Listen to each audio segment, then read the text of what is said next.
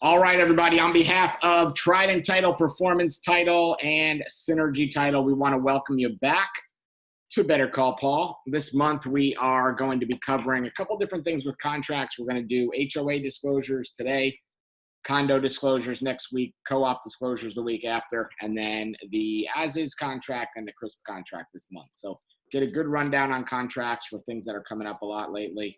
Definitely wanted to welcome Paul, and then going to let him chat for a minute, and then we will share the screen and show you the disclosure we're actually talking about, just in case you haven't seen it, or if you want to brush up on it a little bit, you'll be able to see. So, Paul, tell us a little bit about the homeowner's disclosure. Sure. You want to throw that up, or you want me to start talking first? Let me share it for you, and then we will be able to see it a little better. So the homeowners association disclosure is very different than the condominium disclosure.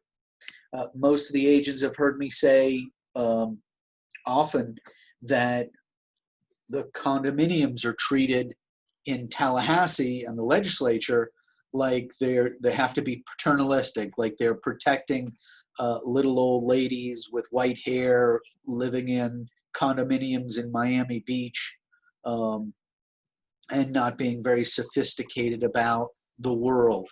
A sort of a 1950s, 1960s view of everything. And in the condominium association rider, it protects the buyer almost completely by requiring that they obtain all these documents, requiring that the seller provide the buyer with all these documents. And if you miss one of those documents, the buyer has a right to terminate the contract at any time prior to closing. Well, this homeowners association disclosure is actually almost the exact opposite. The legislature thinks, look, these are residential communities. These are working people who understand what's going on in the world. We don't need to protect them. We're actually just going to tell you just a few basic things. Number one, you have to attach this disclosure to the contract, or the contract will be cancelable by the buyer within 3 days of the seller providing the disclosure. But the disclosure itself is so nominal. You have to give the name of the community. If you'll scroll down a little bit, Brian, you have to give the name of the community, the assessment amounts. If there are any special assessments, you have to give the special assessment amounts. And then if there's a rental or a land use recreational lease, something of that, paragraph 6 requires it there to be put in there. But basically the language, and it's in paragraph 9, and it basically says, look, if you're concerned, go down to the public records and get the association documents as the same have been recorded from time to time. And you better do it during your due diligence period, because there is no other period that you're going to be able to walk from this contract based on the HOA docs. So it's your responsibility to get these documents as a buyer or a buyer's agent, and to make sure that they're comfortable with all of the restrictions, covenants, anything that should be in there that could be a concern to them. Now, if you scroll down to page 2, there's an oddity in paragraph 1 on part B. It basically says that the seller has to initiate the approval process with the association by providing the information to the association that there is a contract.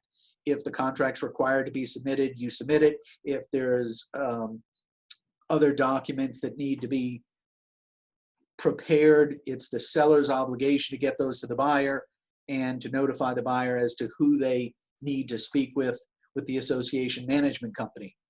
I get a lot of seller agents coming back to me and saying, I'm outraged, the buyer never submitted their application.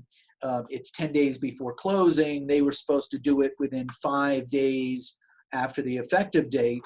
and then I walk them through Part B, paragraph 1, and I say, no, actually, it was you who was supposed to provide the initial notation to the association. Did you do that? If you didn't, then actually you're in default. Now, if you did initiate it and the buyer dropped the ball and didn't submit their documents, then the buyer can be held in default. But otherwise, that's your responsibility. Okay. Paragraph 2 of Part B, I think is self-explanatory.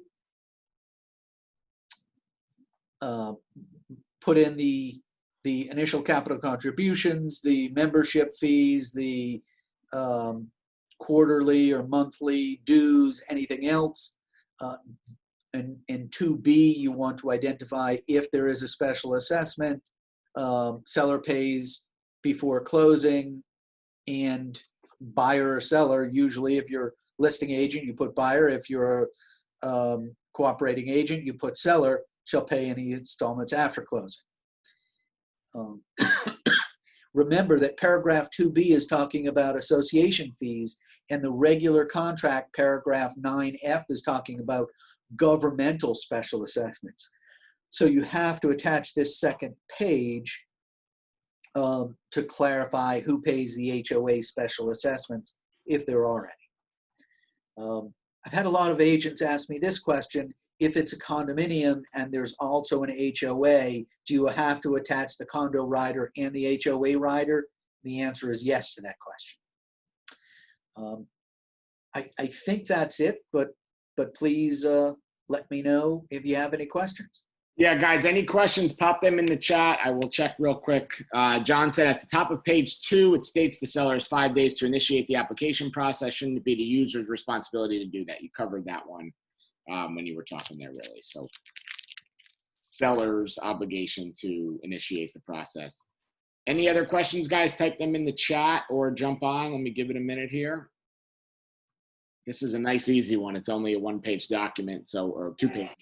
Paul, are you seeing any popular issues coming up with this, or complaints or problems, or even delays based on COVID or things going on that are holding things up on the HOA side, or what are you seeing out there?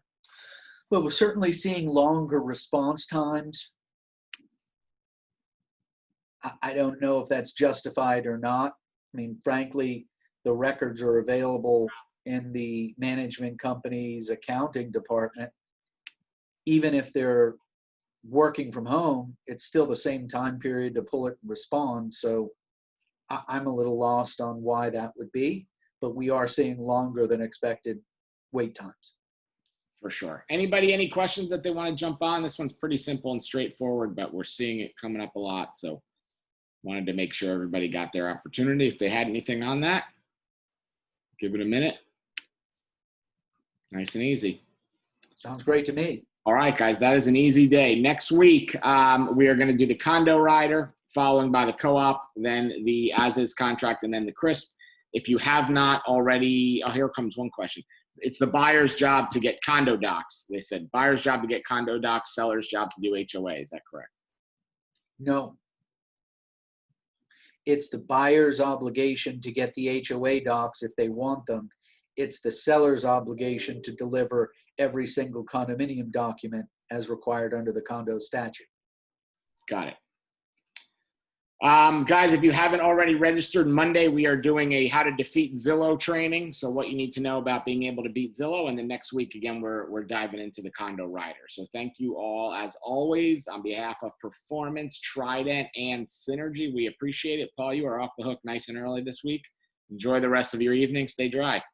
Have a great weekend. All right, guys. See ya.